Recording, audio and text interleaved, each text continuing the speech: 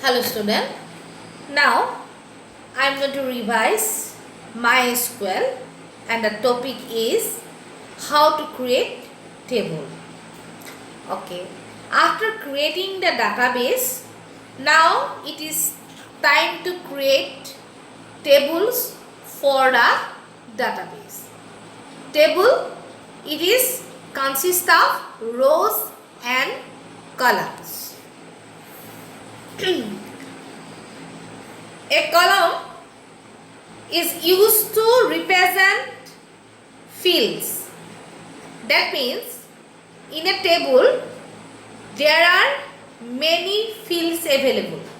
Okay, and the columns of the table are used to represent the field of the table, and the rows of the table are basically used to contain the data for each field.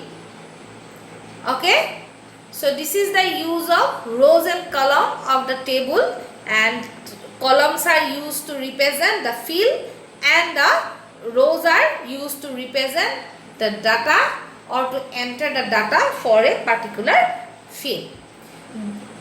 In a table there are many rows, and the number of rows present in a table is known as cardinality.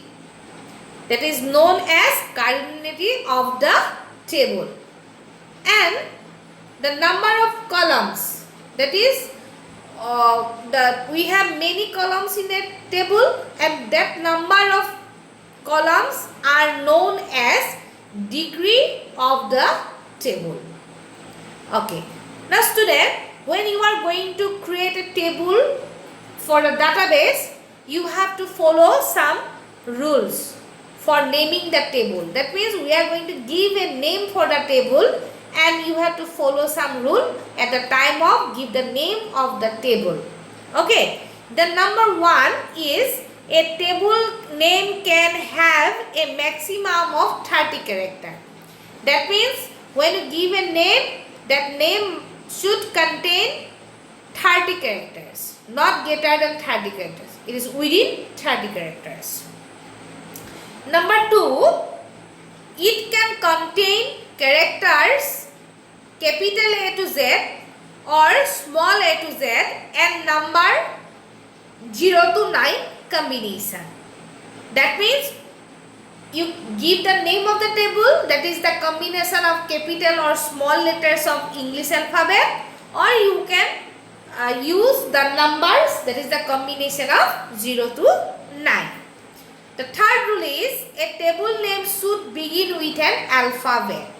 Okay, so when you give a name of a table, you start the table name with a letter, not with a number. Suppose, for example, I create a table name, suppose student 9. Okay, that is right. But if I give the name 9 student, the use of the number at the very beginning is not legal. It is illegal. Okay, so a table name should begin with an alphabet. The character space, that is underscore, is allowed. That means sometimes we want to join two words. Suppose if I want to give a name for a field, that suppose a table name, that is total marks. That is the combination of total and marks. So I have to join these two words for naming the table. For joining this, you can use the underscore between the two words. Okay, the underscore is used. You cannot use any other symbol like comma, period symbol, that is the full stop, you cannot use it. Okay, after that, reserved words are not used.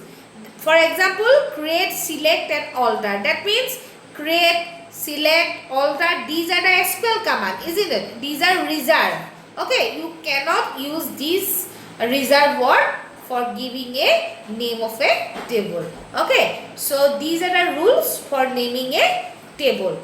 Now let us discuss how to create a table. Okay, so for creating a table, we are going to use the create table command. Okay, in the create table command, each field of the table is defined with 3 attributes. That is name of the field, data type of the field, size of the field. That means using the create table command, we are going to specify the fields of the table, and each field contain its name, the data type and the size. Okay, so you have to specify these 3 attributes along with the field name of the table. Okay, now each table field definition is separated by a comma. Okay, as you know that there are many fields in a table and the fields are separated by the comma operator. A MySQL statement is terminated with a semicolon. As I told you earlier that each and every statement of MySQL is terminated with a semicolon. So don't forget to give the semicolon. If you do not give the semicolon at the end of the MySQL statement, the statement show error at the time of execution. Okay. Now how to create the table? For creating the table, you have to write the SQL command, that is create table, table name. So you use the create table command. After that, give the table name, and after that give a round bracket, and within the round bracket you specify the different fields belongs to that particular table, and each field must be specified with 3 attributes, that is the field name, data types and the size of the field. Okay, so create table, table name, round table, column name, data type, size, primary key, null, not null. After that you give a comma. Again you start give the name of the next field of the table. By you can define many fields for the table by using the comma operator, and when you finish the last, when you give the name of the last field along with its data type, size, etc., you end the table creation by giving the round bracket closed with a semicolon. Okay. The first column name. After the table name, you did a round bracket, we write the column name, and this column name specify the name of the column. Okay, and each column name has a data type. That means each column contain a data type. That is, it may be integer, it may be character, or it may be any type of date and type of data types. Okay, after that you specify the size, that is how many bytes it is going to occupy in the memory space. Okay, the not null or null indicates that the column accept null value or not. Actually, not null and null, these are the constraints. I am going to discuss it later. Okay, so actually after that, primary key. And the primary key, actually the primary key, this is a unique key. You have to specify this key for a field of a table at the time of creation, or you can specify the primary key after the creation of the table also. But it is necessary, because the primary key is a key that uniquely identify one record. That means based on the primary key field, you can identify or you can display the records of one row of a table. For example, if I create a table student, then the roll number of the student can be specified as the primary key, because the roll number is a unique key. That means it has no duplicate value. Okay. After that, we have an example. You can look at the figure from your book. You look figure number 12.8. So there is a table. That table specify the column name along with the data type, size and the constraint. So based on this, we are going to create the table. Okay. So create table. What is the name of the table? That is student. So that's why the after create table command, we give the name of the table, that is student. After that, give a round bracket. Okay. Round bracket. After giving the round bracket, you write the first field of the table or the first column name of the table. That is the roll number. Okay. And after that, you specify the data type of the roll number, that is int. The size that is not used for the integer data type. All of you remember, no size is declared for integer data type. Okay. After that, one constraint is used, that is primary key. Okay. So you specify the roll number as primary key. Okay. After that, you give a comma, as because I am going to specify another field of the table. Okay. So we are going to separate the field name by using the comma operator. Okay. Comma. After that, the next field name is name, and the data type is varchar, and the size is 20. So you specify the size within the round bracket along with the data type. So here we write varchar round bracket 20, and we specify the constraint, that is not null. Total marks, the next field. After I give a comma and I write the next field name, that is total marks, and give in data type. And the size is not required for in data type, and no constraint are specified there from the table. After the grade, character, size is 2. Date of result, date, and one constraint is used, that is not null. And close the round bracket with the help of a semicolon. So you student, please look carefully the figure, that is 12.8, and from the table figure specification, we create a table using the SQL command, that is using the create table command. Sorry. So when you write this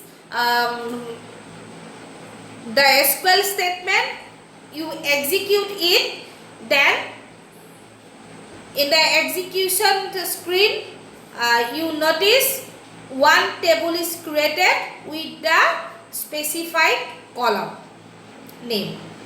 Okay. Now after creating the table, if you want to display the structure of the table, structure of the table means what type of field column name, what type of data type, size and the constraint you use for the fields name of the table. If you want to display after creation of the table, so you can display it using the SQL command, that is describe. After that, you give the table name, describe table name semicolon. This is the SQL statement, and in the table name you give the name of the table to which you want to display the structure, or you can use a short form of describe, that is DESC. Okay, this is the short form of DESC, describe. After that, you give the table name with a semicolon. So when you write this statement, and you execute it, the SQL server display the structure of the table. Okay, that means what type of field name, what type of data type, what type of size and constraint are used for the fields are displayed on the computer screen. Okay, now after creating the table, now time to insert data into the table. Okay, so as you know that rows are going to include data value of the field of the table. Okay, for inserting the data into the table, we are going to use the insert command. Okay, insert into, give the table name, after that write values, and within the round bracket you give the actual data value of the field. In your book there is an example, so you look carefully. So insert into student value round bracket 1, that is stored, the 1 is for the roll number field. After that Saikia Zain, that is for the student name, and after that 461, that is for the total marks, A1, that is for the grade, and 2014 3/25, this is the date of result. So you can enter multiple values for the table by giving comma.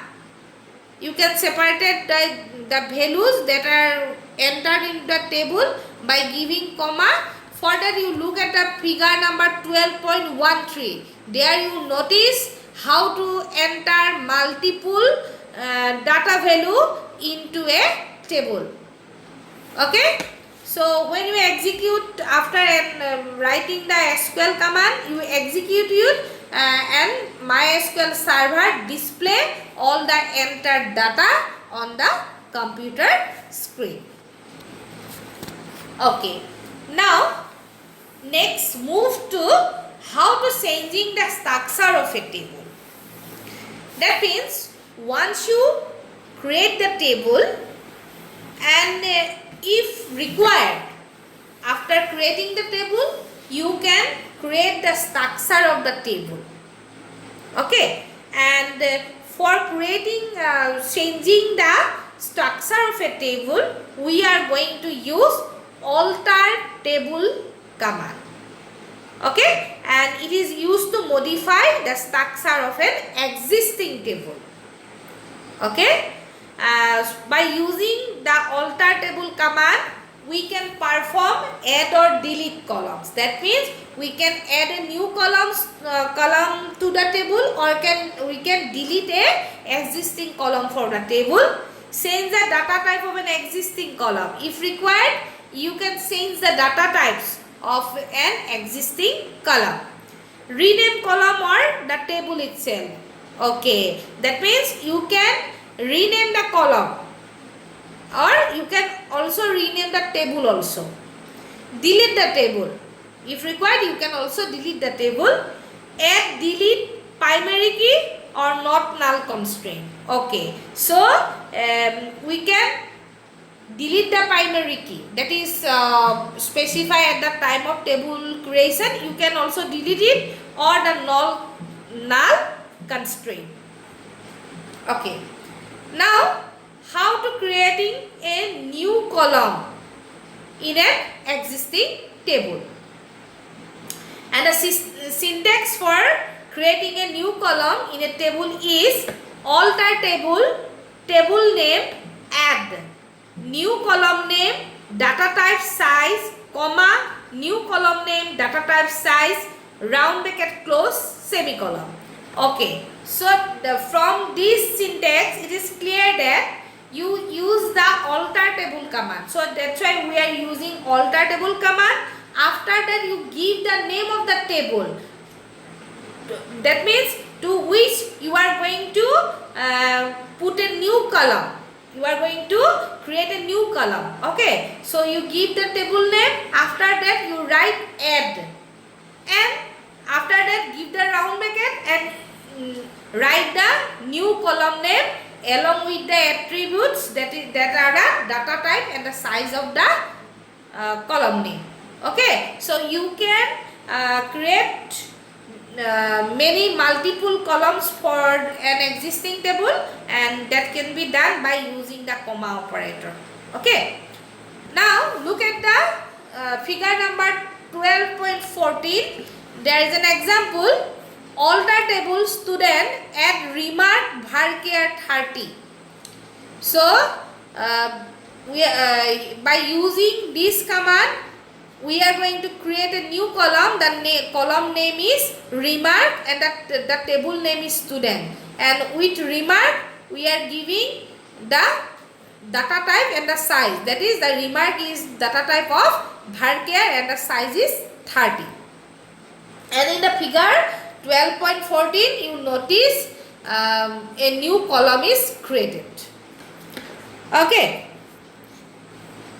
now next, how to adding a new column at a specific location. To add a new column to a table at specific location in the table structure, the command syntax is alter table, table name, add, new column, data type, size, after old column name. That means you can put a new column in your required place of the table. You can put it at the very beginning of the table field name, or you can put it after a column name.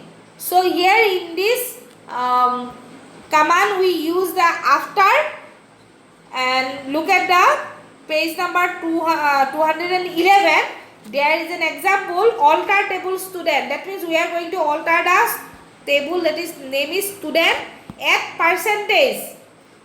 The new column name is percentage, float 3.2. That is, this is the data type of the percentage after total marks. So if you write this statement and you execute it, then the percentage is placed just after the total marks field. That means that I want to place the percentage after the total marks, so that I write the after by using the after command. I write the column name after which I want to put the new column name, and you can put it like this. Okay, now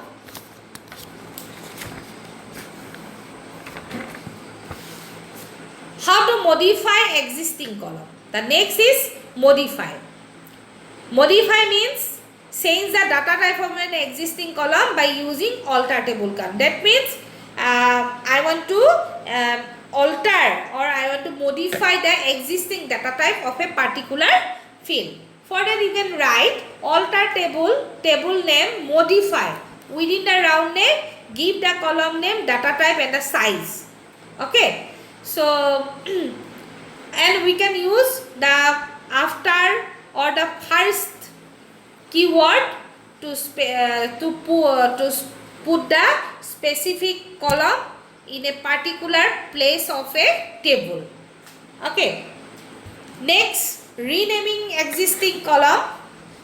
You can rename existing column by using the alter table command. So you look at the figure number 12.19. There is a SQL statement, alter table student. The name of the table is student. Change name. I want to change the old field name, that is name. I want to change it to student name. So here I write alter table student, change name, student name varchar 30. Okay, so when you write this command and execute it, so in the figure number 12.19, you notice the field name is changed from name to student name. After that, dropping a column. Dropping column means how to delete it. Okay, so alter table, table name, drop, column name. Okay, for example, that is from 12.20, alter table students to drop remarks. So when you write this and execute this command, the remark field will be deleted or dropped from the table. After that, rename a table. That means I want to change the name of the table, and for that you write alter table, old table name, rename to new table name. Okay. For example, alter table student, rename student details, semicolon. So the old name of the table is student. When you write alter table student, rename student details, then the old name will be replaced by student details. Okay. Next, destroying table. That means how to delete it. Sometimes we require to permanently delete a table along with its structure. Okay. So for deleting, you write drop table and write the table name. For example, drop table student. So if you write this statement and execute it, then the MySQL server completely delete the student table that is present inside the server. Okay. Now add delete constraint. Now what is constraint? Constraint means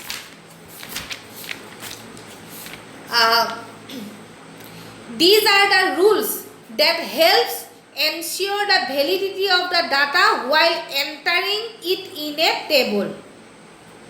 That means we are going to put some specific validation rule, and these are known as constraint. Okay, there are many constraints, but in your syllabus we are going to use only the primary key constraint and the null and the not null constraint. Okay, and we can also delete or add new constraint. So alter table student, drop primary key. So if you write this, then from the table student the primary key will be deleted. Okay, alter table student, modify student name varchar 20 not null. So if you write student name, we are giving a constant that is not null. Not null means if you put this constraint for the table student, for the field name student name, without at the time of data entry, without entering data value in this particular field name, you cannot move to another field. You have to enter the data value, then you can move to another field. Okay. After that, next one is select statement. So as I told you, the select is one of the most important statement, and select statement, there are three ways to retrieve data in a table. That means we are going to use the select statement for retrieving rows from a table. That is, selected columns or all rows, selected rows or all columns, selected columns or selected rows. Selected columns and all rows. That means here I am going to select some of the column from the table. That means there are many columns. I don't want to display all the columns on the display screen. Instead of that, I am going to select some of them, but all the data values that is present inside the rows. So that is selected columns and all rows. Okay, so for that you use the select field, select command of the SQL. After that, give the name of the column that you want to display on the computer executable screen, that is column 1, column 2. So you specify the column name. After that, give the table name using the from command and give the semicolon. For example, select roll number grade from the student. So if you write this command, from the student table, only roll number and grade columns are displayed on the executable screen, and along with all the data values that are present inside the rows of the table, from all rows of the table. After that, select rows and all columns. Now, here instead of displaying all the data values present inside the all rows of the table, I am going to select some particular rows, but I am going to display all the columns of the table. Okay. So here we are going to use the where clause. Okay. So select all from. For all, we are going to use a asterisk symbol, that is a multiplication symbol. Select all from. So when you use this asterisk mark, which is pronounced as all, then it will display all the columns of the table. From table, where condition. After using the where clause, you give the condition. So that condition helps you to display the selected rows of the table. For example, select all from student where grade is equal to A1. That means there are many grades, A1, A2, B1, B2, like that. But I want to display only those rows that contain grade A1. Okay, so select all. That means I want to display all the columns but restricted rows where grade is equal to 1. So in the figure number 12.23, you notice only three rows are selected where the grade is A1. After that, selected columns and selected rows. Now we are going to display selected columns and selected rows. For that, select column, you give the column name and comma column name to from table where condition. For example, select roll number comma grade from student where grade is equal to 1. That means I want to display the roll number grade of the table column student and only the rows that contain grade is equal to 1. Okay, students, so these are the technique to using the select statement. Thank you.